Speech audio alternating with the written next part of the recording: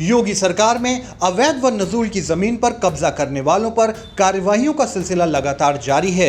0.2 की योगी सरकार में अवैध कब्जेदारों पर बुलडोजर चलाकर कार्रवाई लगातार पुलिस और प्रशासनिक अमला कर रहा है। सीतापुर में गुरुवार को कोर्ट से सटी जमीन पर अवैध कब्जा कर रखे कृपाल दास कलवानी का कोल डिपो, जो कि नजूल की जमीन पर था, जिसे प्रशासन ने बुलडोजर चला के ढहा दिया। यह कार्रवाई जिलाधिकारी अनुज सिंह के निर्देश पर तहसीलदार ज्ञानेंद्र द्विवेदी ने की।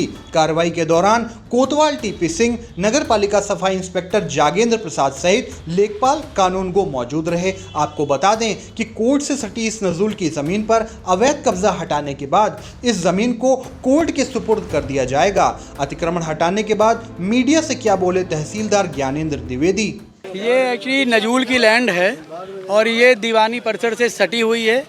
ये गाटा संख्या 1410 था। इस पर दीवानी परिसर भी पहले से बना हुआ है और कुछ भाग पर चूँकि और पुनर्निर्माण करना था, दीवानी कोर्ट का विस्तार करना था, जिसमें 14 कोर्टें बननी हैं।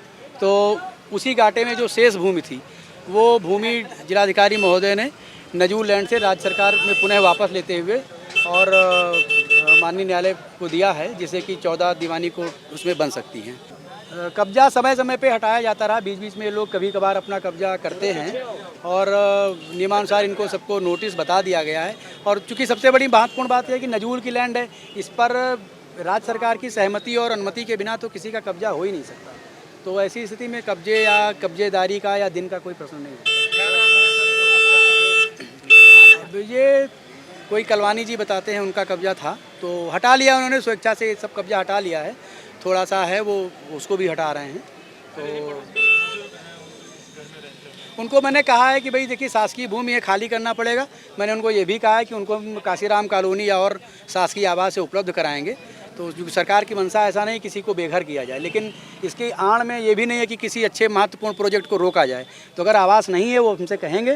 तो इस संबंध में जिलाधिकारी महोदय ने स्पष्ट कहा है कि उनको हम ऐसे जो आवास विहीन लोग हैं उनको आवास दे करके हम उनको पुनर्स्थापित करेंगे। भाई सवाल इस बात का है कि शासकीय भूमि पर किसी को रह लेने मात्र से नहीं उसको पूरा अधिकार मिल जाता है। हमने पहले भी कहा है कि अगर उनके पास कोई आवास नहीं है हम उनको आवास देंगे।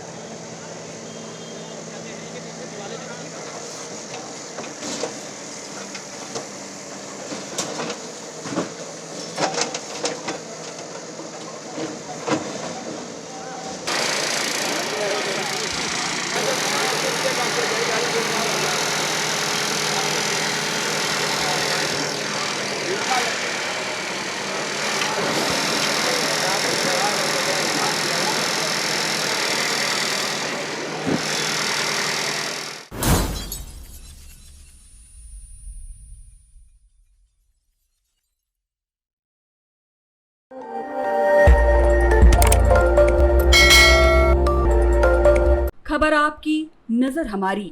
देखते रहिए आई इंडिया।